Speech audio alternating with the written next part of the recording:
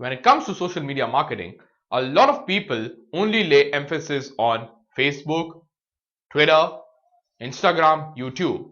We forget that there are so many other microblogs, there are so many other social platforms, there are so many other blogs that also constitute the entire universe of social media marketing. Let's take a look at the performance aspect of social media marketing. People believe that social media is only for branding, but that's not necessarily true. Social media can also be used to generate performance, and by performance, I do mean sales. This is what certain industries have accomplished through social media. You can see that every industry has used social media from something as broad as IT to something as niche as manufacturing. How do you get social media to work for B2B brands or B2C brands? The three C's. The three C's are connect, cultivate, and convert. You connect with your target audience. First of all, you identify your target audience and then go ahead and connect with them. After that, you cultivate the relationship with your target audience. Once that relationship is cultivated, you get them to convert. How do you do that? Well, there is a 7-step process that helps you do that. Let's take a look at this process. This process starts from the fact that you identify the current demand on social media by tracking conversations, by looking at conversations. You go one step ahead and you start creating conversations and thereby creating demand. After that, you build up your sales pipeline. Once the sales pipeline is built up, you start engaging a community and you start nurturing your target audience. After that, you do a bit of social media advertising. And after that, you create content and invest in content marketing and build your social CRM, your social lead management system. How do you do that? Let's take a look at each process individually. Process number 1, backed on an industry insight that shows that 35 to 50% of sales goes to the vendor that responds first. Now, you do not want to be the second one to respond on social media. If there's a query on a Facebook page, if there's a query on LinkedIn, if there's a query on Twitter, you need to be the first one to respond if that query makes sense for your brand. Let's take a look at how you go about doing it. Well, step 1 really is to identify the keywords for your business. If you're in manufacturing, you will have manufacturing related keywords. If you're in IT, you will have IT related keywords. If you're in the business of selling apparels, you will have apparel related keywords. Once you identify those keywords, you start scouting social media, you start scouting the internet for conversations. Now, there are tools that help you scout for these conversations, and those tools actually throw up results which you can see on the left. And these results can be for any industry, from something as generic as hospitality to something as niche as injection molding. Once you identify these conversations, you respond. What is insight number 2? Insight number 2 is 3 out of 4 people are open to having a conversation with a vendor on social media. Now, it's a myth that we only want to have personal conversations on social media. Yes, sure, we want to interact with our friends on WhatsApp, we want to interact with our friends through photos, through Instagram, we want to interact with our friends on Facebook, but we are also open to having a conversation which is business related on social media. Let's take a look at the proof of this concept. Talk about LinkedIn as a platform. You see the number of groups that are for civil engineering, for accountants, any function, any industry that you can think of, and there's a group. And I'm not talking about a group which has hundreds of members. I'm talking about a group which has thousands of members, right? Some groups have members which are close to 1 lakh. Okay, that's huge potential for a business. What do you do when you identify such groups? You remember that in process number 1, which we talked about just earlier, we were identifying conversations and we were responding to conversations. Here, we create conversations. Now, what are these conversations and how do they look like? Let's take an example. You can use the profile of one of your sales guys, or you can use the profile of your CEO, or you can use your own profile, and you can go ahead and create conversations in different groups. These conversations can be anything from the pain point in selecting a vendor to the benefits of a particular product line. Once you start creating conversations, you see that people start participating in it. What happens when they participate in it? When they participate in it, you start building your sales pipeline. That's how you move forward. Insight number 3, 68% of businesses haven't identified their sales funnel. Now, when you start identifying conversations and you start building conversations, you start building up your sales funnel. How does that help? Once you build your sales funnel, you can use your targeting parameters and you can reach out to individuals specifically. Let's say because of activity number 1 and activity number 2, you are able to influence 100 people. Out of the 100 people, if you are targeting head of operations or if you are targeting only CEOs, you will find that out of the 100 people, 20 people are CEOs. These CEOs can be targeted with one-to-one communication on social media. And when I say social media, I'm not limiting myself only to a Facebook direct message or a Twitter direct message. It can be a Facebook message, it can be a Twitter message, it can be a LinkedIn message, it can also be a Quora message, right? So social media is not limited to a particular platform. The point is, if you are able to identify conversations, if you are able to create conversations, you will be able to build a targeted sales pipeline, because social media gives you targeted filters to identify your target audience amongst the universe of people. Once you build up the sales pipeline, you start sending messages to your prospects.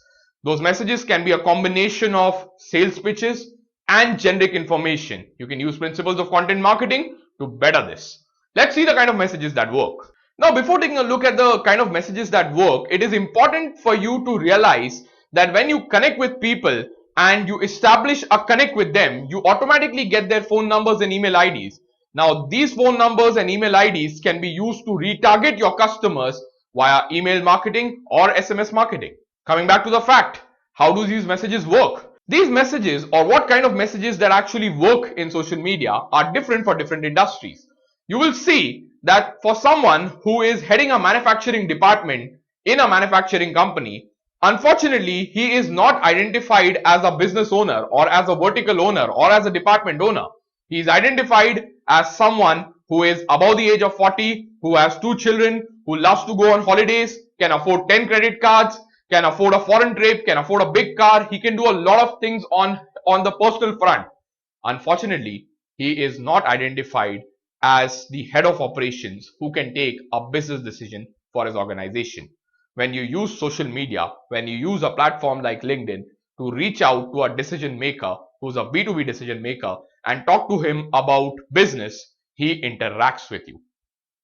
Now, take the example of someone in IT or take the example of someone in finance. Unfortunately, because that is more to the consumer, that is more close to the consumer driven marketing approach, what happens is his inbox is already bombarded with a lot of mails about IT, about education, about finance. And that is why you cannot be very salesy when you talk to someone who is in the field of finance and in the field of IT. You have to talk to him using the principles of content marketing. You have to simplify communication. You cannot be very salesy.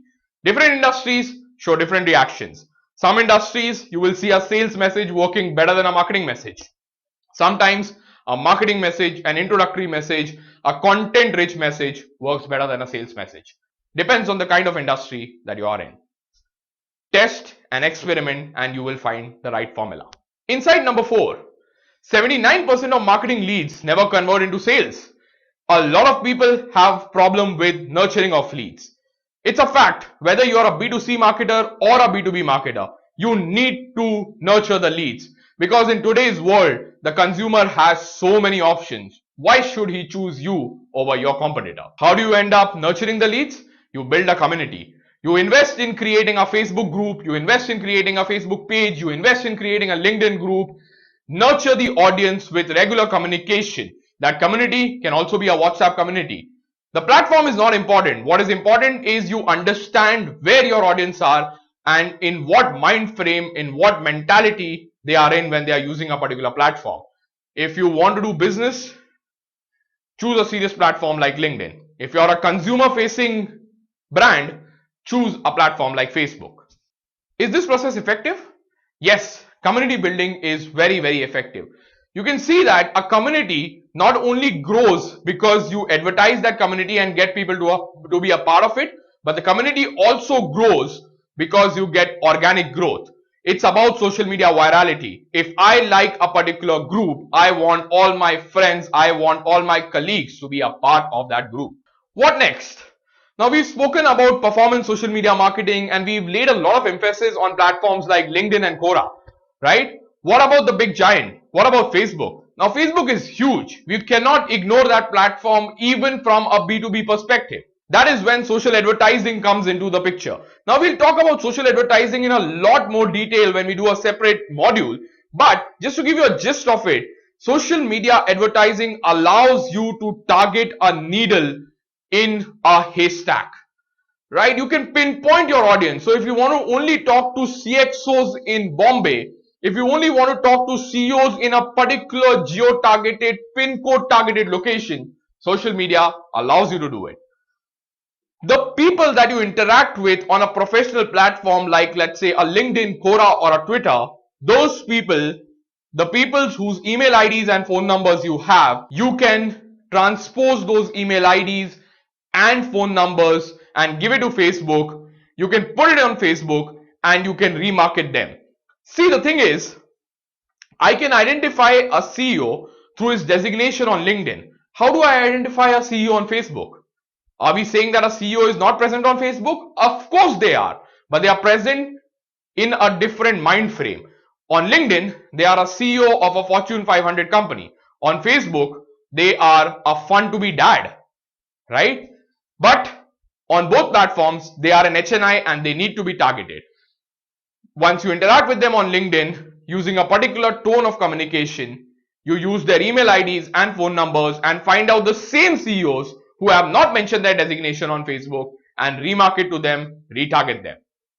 Content marketing, whether it's B2C or B2B, content marketing is very, very important. Now, a lot of platforms like SlideShare, Quora, LinkedIn, Facebook, Twitter, all of these social media allow you to write long form content. Now, this long form content can be in any format. It can be in the form of presentations. It can be in the form of infographics. It can be in the form of a blog post. Disseminate this information, disseminate the information that your target audience needs in a timely manner following a content calendar. Once you do this, these are the kind of results that you can see. You can expect your articles to get all organic views, free views, the kind of virality that even a paid media campaign will not give you. You can also test the effectiveness of what content is working. Think of a scenario wherein you have a sales guy send a presentation to a prospect before a meeting. You have tools like SlideShare which kind of tell you what pieces of content are read by your prospective audience even before you meet him. That means when a sales guy goes to a prospect, he knows that the prospect focus more on slides number 1 to 5 and less on the remaining slides, and he can close the sales faster. He can have a much more intelligent conversation. Insight number 7. What is the biggest challenge with social media? It is measuring the return on investment. We will talk about how we measure return on investment in social media in a separate module. But even in performance social media, we need to understand that it is very critical to measure the return on investment on social media. Well, performance social media allows you to create a social CRM. Let's take an example of LinkedIn. If you have a LinkedIn profile, you can actually tag people as prospects. So if I met a particular person in a trade show and added him on LinkedIn, I can actually go to his LinkedIn profile and mention a note which is only visible to me and say that I connected with Mr. XYZ on this particular date. And I can add a tag there and say that he's a prospect. And this prospect can be nurtured and remarketed to with time again and again till the time that he becomes a customer from a prospect.